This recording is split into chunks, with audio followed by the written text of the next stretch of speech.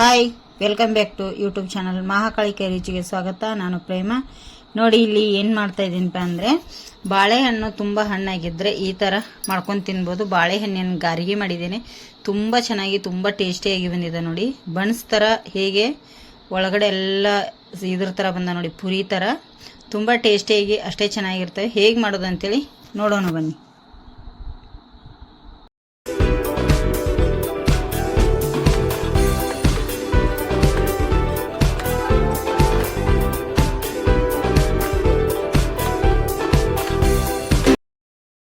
ನೋಡಿ, ಇಲ್ಲಿ ಬೇಕಾಗುವಂಥ ಪದಾರ್ಥ ಇಟ್ಕೊಂಡಿದ್ದೀನಿ. ನಾನು ಬಾಳೆಹಣ್ಣಿಂದು ಗಾರ್ಗಿ ಮಾಡಲಿಕ್ಕೆ.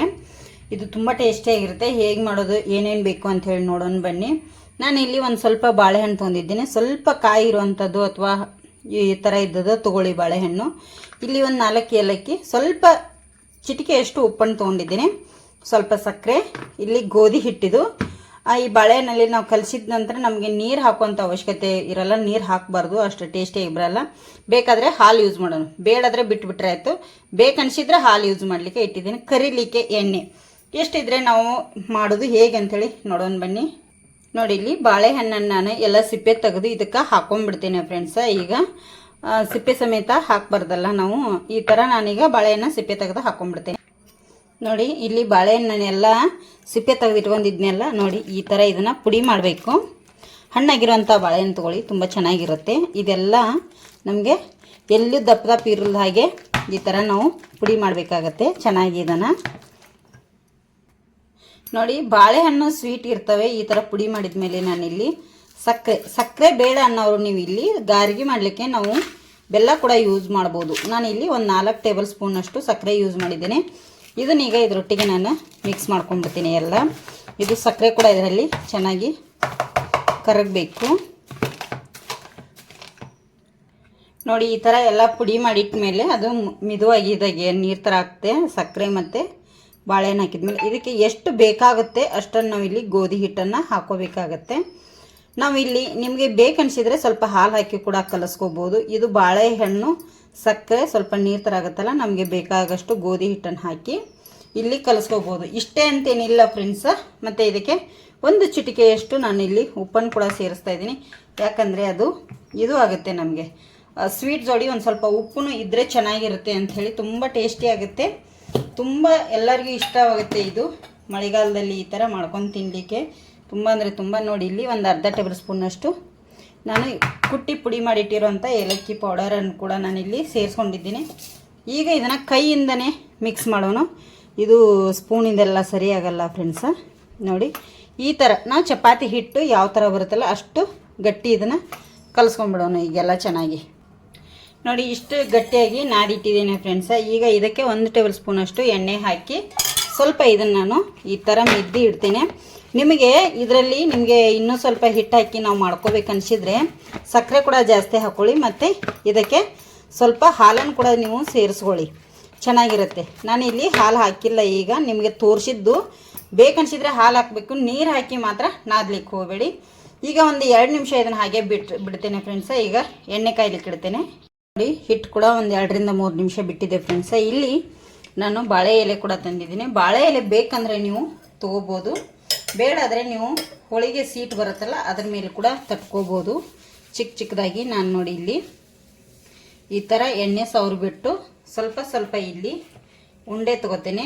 ನಿಮಗೆ ಎಷ್ಟು ಬೇಕು ನೋಡ್ಕೊಂಡು ಉಂಡೆ ಕೂಡ ತೊಗೋಬೋದು. ಇಷ್ಟು ನಾನು ಇಲ್ಲಿ ತೊಗೊಂಡಿದ್ದೇನೆ.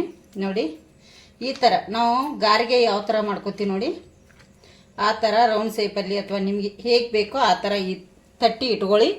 ನಾನು ನೋಡಿ ಈ ಥರ ಒಂದೊಂದಾಗಿ ತಟ್ಟಿ ಇಟ್ಕೋತೇನೆ ಎಲ್ಲವನ್ನು. ಇದು ತುಂಬ ಟೇಸ್ಟಿಯಾಗಿರುತ್ತೆ ಫ್ರೆಂಡ್ಸ್, ನಮಗೆ ತುಂಬ ಚೆನ್ನಾಗಿರುತ್ತೆ. ಮತ್ತು ಈ ಮಳೆಗಾಲದಲ್ಲಿ ಗರಿಯಾಗಿ ಏನಾದರೂ ತಿನ್ಬೇಕನ್ಸಿದ್ರೆ, ನಿಮಗೆ ಬಾಳೆಕಾಯಿ ಮನೆಯಲ್ಲಿ ಜಾಸ್ತಿ ಇದ್ದರೆ ಹಾಳಾಗ್ತಾವಪ್ಪ ಅನ್ನುವಾಗ ನಾವು ಏನಾದರೂ ಈ ಥರ ಸ್ವೀಟ್ ಮಾಡ್ಕೊಂಡು ತಿನ್ಬೋದು ಫ್ರೆಂಡ್ಸ. ಇದೇ ಥರ ನಾನೀಗ ಎಲ್ಲವನ್ನು ತಟ್ಟಿ ಇಟ್ಕೋತೇನೆ. ತುಂಬ ದಪ್ಪ ಬೇಡ, ಸ್ವಲ್ಪ ತೆಳು ಇದ್ದರೆ ಸಾಕು ನಮಗೆ. ಇಷ್ಟು ನಾನು ಮಾಡಿಟ್ಟಿದ್ದೇನೆ. ಈಗ ನೋಡಿ, ನಾನು ಈ ಥರ ತಟ್ಟಿ ಇಟ್ಕೊಂಡಿದ್ದೇನೆ. ನಿಮಗೆ ಎಷ್ಟು ತುಂಬ ತೆಳು ಮಾಡ್ಲಿಕ್ಕೆ ಹೋಗಬೇಡಿ, ಮತ್ತು ಲಟ್ಟಿಸ್ಲಿಕ್ಕಂತೂ ಬರಲ್ಲ ಫ್ರೆಂಡ್ಸ್. ಇದೇ ಥರ ನಾವು ಚಿಕ್ಕದಾಗಿನೇ ತಟ್ಕೋಬೇಕು. ಈಗ ಎಣ್ಣೆ ಕಾಯ್ದಿದ್ದೇನೆ ನೋಡೋಣ ಬನ್ನಿ. ನೋಡಿ ಇಲ್ಲಿ ಎಣ್ಣೆ ಕೂಡ ಕಾಯ್ಲಿಕ್ಕೆ ಇಟ್ಟಿದ್ದೆ. ನಾನು ಆ ಕಡೆ ತಟ್ತಾ ಈ ಕಡೆ ಎಣ್ಣೆ ಕಾಯ್ಲಿಕ್ಕೆ ಇಟ್ಟಿದ್ದೆ ಫ್ರೆಂಡ್ಸ. ಎಣ್ಣೆ ಕೂಡ ಕಾದಿದೆ ಆಲ್ರೆಡಿ.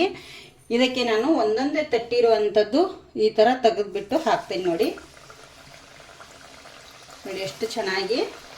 ಮನೆಯಲ್ಲಿ ಬಾಳೆಹಣ್ಣಿದ್ರೆ ಏನು ಮಾಡುತ್ತಪ್ಪ ಹಣ್ಣಾಗಿದೆ ಅನ್ನೋರು ಈ ಥರ ನಾವು ಮಾಡ್ಕೊಂಡು ತಿನ್ಬೋದು.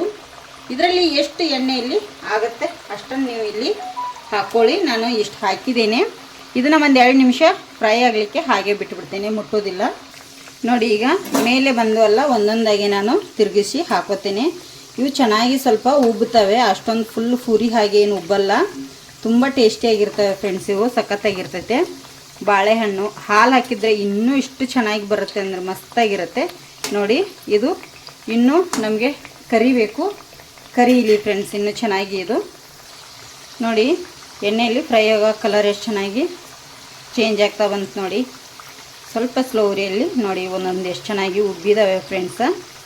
ಈ ಥರ ನೋಡಿ ಗಾರಿಗಂತೂ ಮಸ್ತ್ ಅಂದರೆ ಮಸ್ತ್ ಸ್ವೀಟಾಗಿ ಚೆನ್ನಾಗಿರ್ತವೆ. ಈಗ ಇವು ಎಲ್ಲ ಫ್ರೈ ಆಗಿದ್ದಾವೆ ಫ್ರೆಂಡ್ಸ, ಚೆನ್ನಾಗಿ ನೋಡಿ ಕಾಣ್ತಿರ್ಬೋದು ನಿಮಗೂ ಕೂಡ. ಇದನ್ನೆಲ್ಲ ನಾನೀಗ ತಗೊಂಡ್ಬಿಡ್ತೇನೆ. ನೋಡಿ ಈ ಥರ ಎಣ್ಣೆ ಬಸಿದು ಪ್ಲೇಟಿಗೆ ಅಥವಾ ಪ್ಲೇಟಿಗೆ ಹಾಕದೇ ಇದ್ದರೂ ಈ ಥರ ಸಾಣಿಗೆಯಲ್ಲಿ ನೀವು ಹಾಕೊಂಡ್ಬಿಡಿ, ಮಸ್ತಾಗಿರ್ತವೆ. ಇದು ಎಣ್ಣೆ ಬಸಿಯುತ್ತೆ, ಇಲ್ಲಾಂದರೆ ಟಿಶ್ಯೂ ಪೇಪರ್ ಇದ್ದರೆ ಹಾಕ್ಕೊಳ್ಳಿ. ನೋಡಿ ಇದರಲ್ಲಿ ನಾನೀಗ ಹಾಕಿ ಒಂದು ಇದರಲ್ಲಿ ಇಟ್ಕೋತೀನಿ ಫ್ರೆಂಡ್ಸ.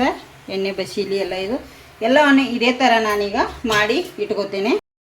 ನೋಡಿ ಬಾಳೆಹಣ್ಣಿನ ಗಾರಿಗೆ ಎಷ್ಟು ಮಸ್ತಾಗಿ ಎಷ್ಟು ಚೆನ್ನಾಗಿ ಬಂದಿದ್ದಾವೆ. ಸಖತ್ತಾಗಿ ಟೇಸ್ಟ್ ಅಂತೂ ಸೂಪರ್ ಆಗಿದೆ ಫ್ರೆಂಡ್ಸ. ನೀವು ಒಂದು ಸತಿ ಮನೇಲಿ ಟ್ರೈ ಮಾಡಿ ಹೇಗೆ ಬಂದಿದೆ ಅಂತೇಳಿ ಕಮೆಂಟ್ ಕೂಡ ಮಾಡಿ ಹೇಳಿ. ಹೊಸಬ್ರು ನಮ್ಮ ಚಾನಲ್ ನೋಡ್ತಾ ಇದ್ದರೆ ಪ್ಲೀಸ್ ಸಬ್ಸ್ಕ್ರೈಬ್ ಮಾಡ್ಕೊಳ್ಳಿ. ನೋಡಿ ನಾನು ಕಟ್ ಮಾಡಿ ತೋರಿಸ್ತಾ ಇದ್ದೀನಿ. ನೋಡಿ ಒಳಗಡೆ ಹೇಗೆ ಬನ್ಸ್ ಥರ ನೋಡಿ ಕಾಣ್ತಿರ್ಬೋದಲ್ಲ, ಎಷ್ಟು ಚೆನ್ನಾಗಿ ಬಂದಿದ್ದಾವೆ.